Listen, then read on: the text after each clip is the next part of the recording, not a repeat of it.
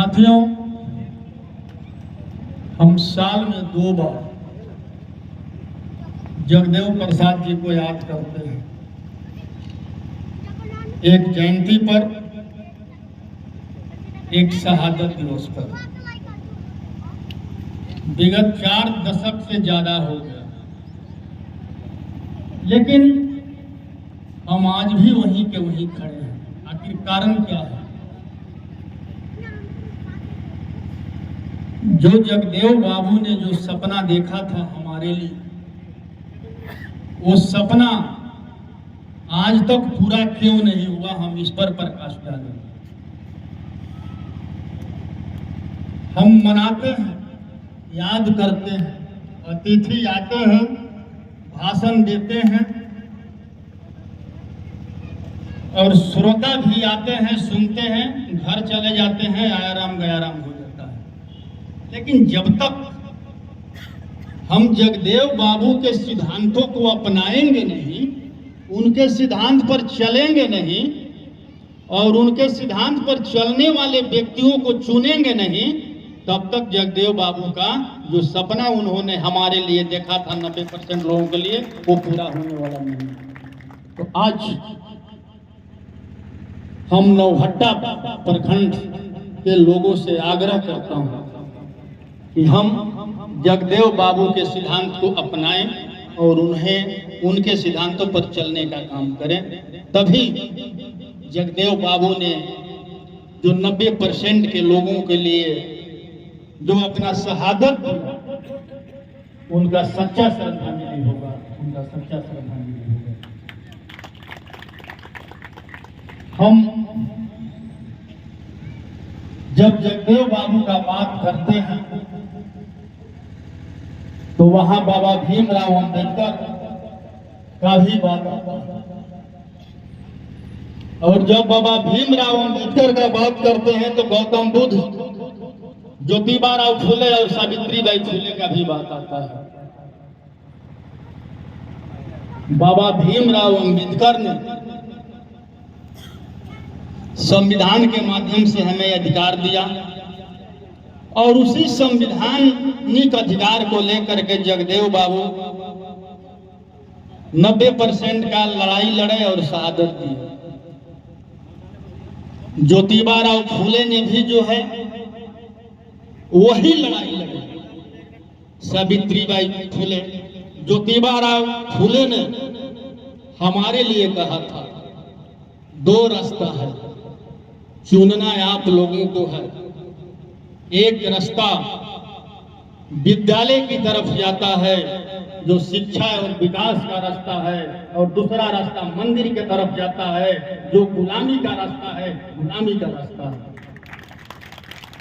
लेकिन उन्होंने कहा हमारे लिए, जिनके लिए उन्होंने नारा दिया था 100 में 90 शोषित है, 90 भाग हमारा है, धन धरती और राजपाट में 90 भाग हमारा है, 10 का शासन 90 पर नहीं चलेगा, नहीं चलेगा। लेकिन उन्होंने कहा हमारे लिए और अपनाया उन लोगों ने। हमारे बच्चे बजरंग दल, शिवसेना, दिवाले और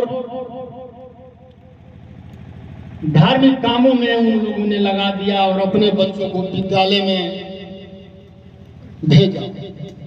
आप देख लीजिए, उन लोगों के बच्चे किसी भी धार्मिक संगठन में है क्या? उनके बच्चे विद्यालय में हैं और आपके बच्चे दिवाले में हैं। तो जगदेव बाबू चाहते थे कि आप अपने बच्चों को पढ़ाइए, लिखाइए और सही मायने में जो जगदेव बाबू ने सपना देखा था, वो सपना तभी संभव है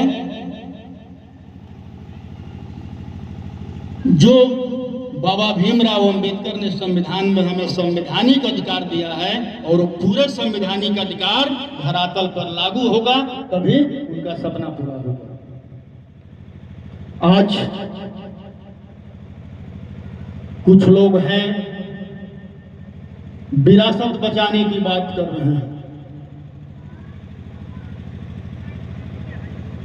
मैं पूछना चाहता हूं उन लोगों से, किस विरासत का बात करते हैं आप? जो पुष्यमित्र शुंग ने राजा बृहदत्त का हत्या करके मौर्य वंश के विरासत को समाप्त कर दिया और साकेत पर कब्जा कर लिया। अगर उस विरासत की बात कर रहे हैं तब तो सही है, उस विरासत की बात कर रहे हैं तब तो सही है। लेकिन अगर पुष्यमित्र शुंग के विरासत को बचाने का बात कर रहे हैं तो ये समाज के लिए सही नहीं है, 90% वालों के लिए सही नहीं है। आप हम ये देख लेते हैं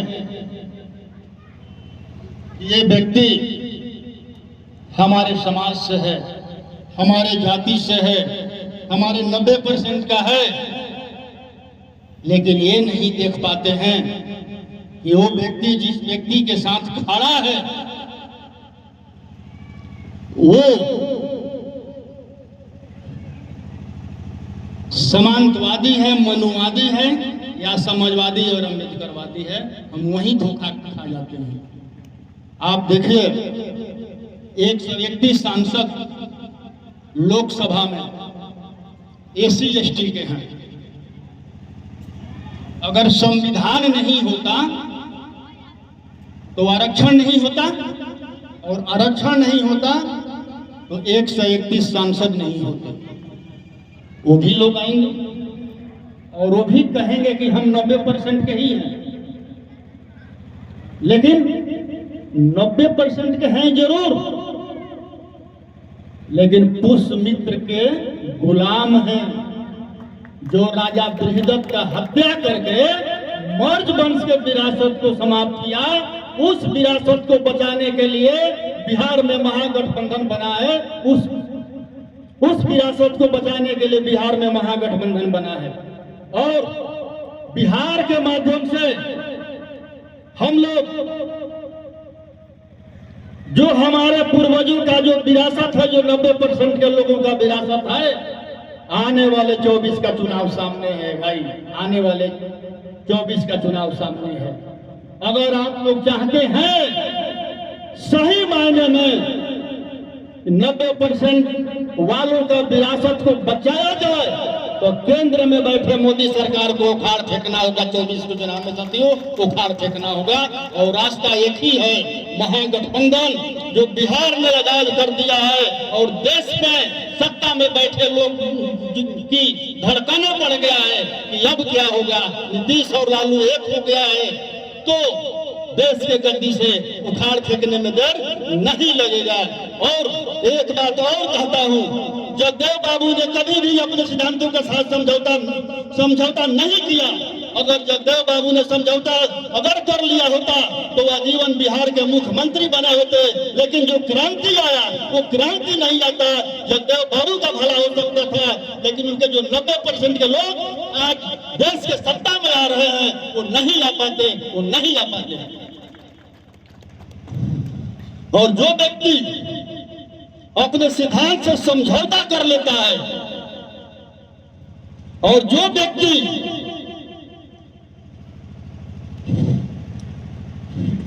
बोलता है कि मैं बाघ और बकरी के एक हाथ पर पानी पिला दूंगा, क्योंकि जगदेव बाबू ने भी कहा था कि बाघ और बकरी कभी एक हाथ पर पानी नहीं पी सकती है। और जो पिलाने का प्रयास करता है, जो पिलाने का बात करता है, वो समाज के साथ धोखा करता है, छल करता है। वैसे व्यक्तियों से भी हमें सावधान रहना होगा, हमें सावधान रहना होगा। हमें अपना नेतृत्व करता चुनने से पहले ये देखना होगा कि हम जिसके पीछे जा रहे हैं, जिसके पीछे हमारा समाज जा रहा है, वो नेता हमें कहां लेकर के जा रहा है, उसके साथ उसके अगल बगल आगे पीछे ऊपर नीचे बैठने वाले कौन हैं। वहां कहीं मनुवादियों और सामंतवादियों का जमात तो नहीं है। अगर उसके आगे पीछे ऊपर नीचे मनुवादी और सामंतवादी का जमात हुआ तो वहां विनाश निश्चित है। जैसे राजा बृहदत्त का विनाश हुआ वैसे ही विनाश मतलब होना निश्चित है।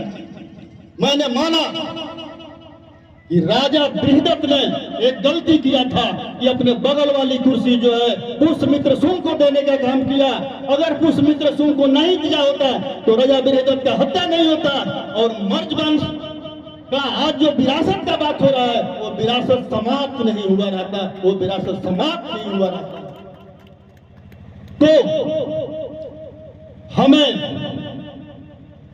जगदेव बाबू जैसा 90% के बीच का व्यक्ति चाहिए जो अपने सिद्धांत से समझौता नहीं करे, शहादत दे,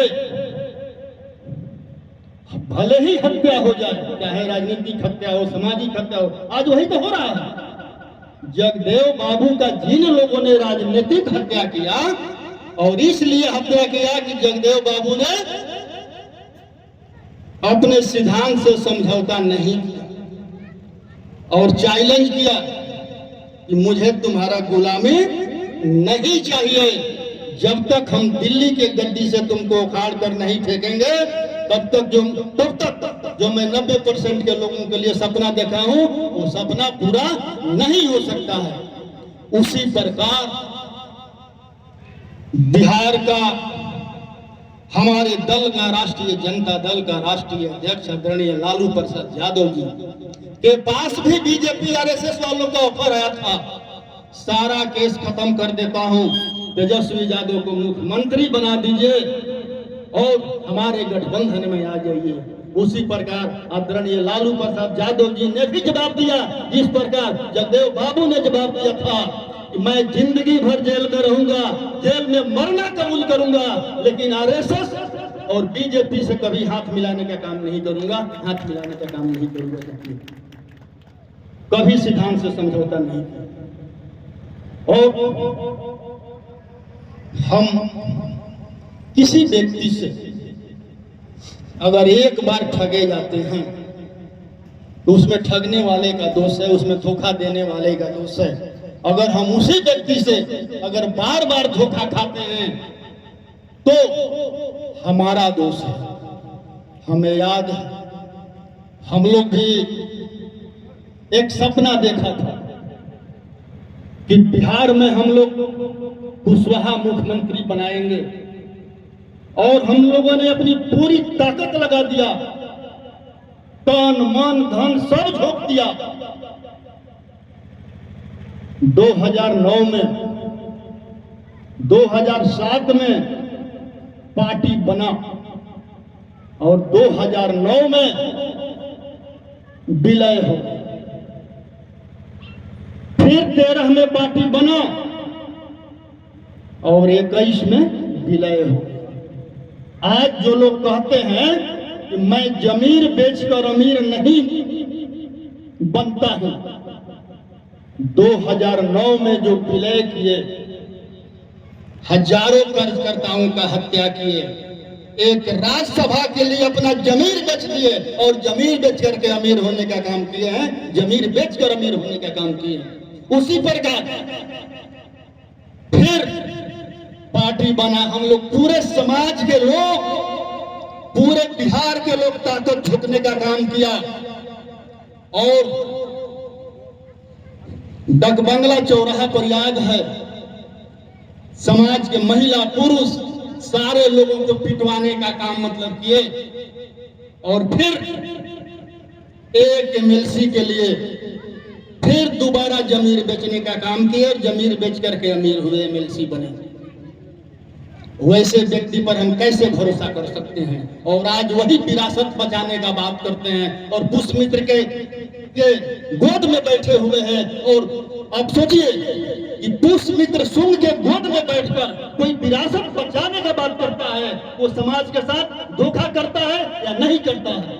हम ऐसे लोगों पर कैसे भरोसा कर सकते हैं? तो सही मायने में अगर विरासत बचाना है, 90% के लोगों को, सम्राट अशोक के विरासत को, ज्योतिबा फूले के विरासत को, सावित्रीबाई फूले के विरासत को, गौतम बुद्ध के विरासत को, अमर शहीद जगदेव प्रसाद के विरासत को अगर बचाना है, अगर तो देश से भारतीय जनता पार्टी को मिटाना होगा, देश से भारतीय जनता पार्टी को मिटाना होगा। और जो हमारा साकेत पर कब्जा किया है उत्तर प्रदेश में, जो अयोध्या के नाम से है, उस साकेत पर कब्जा करना होगा, तभी हमारा विरासत वापस आएगा और तभी अमर शहीद जगदेव प्रसाद का सपना पूरा होगा। जय भारत, जय बुद्ध, जय भीम।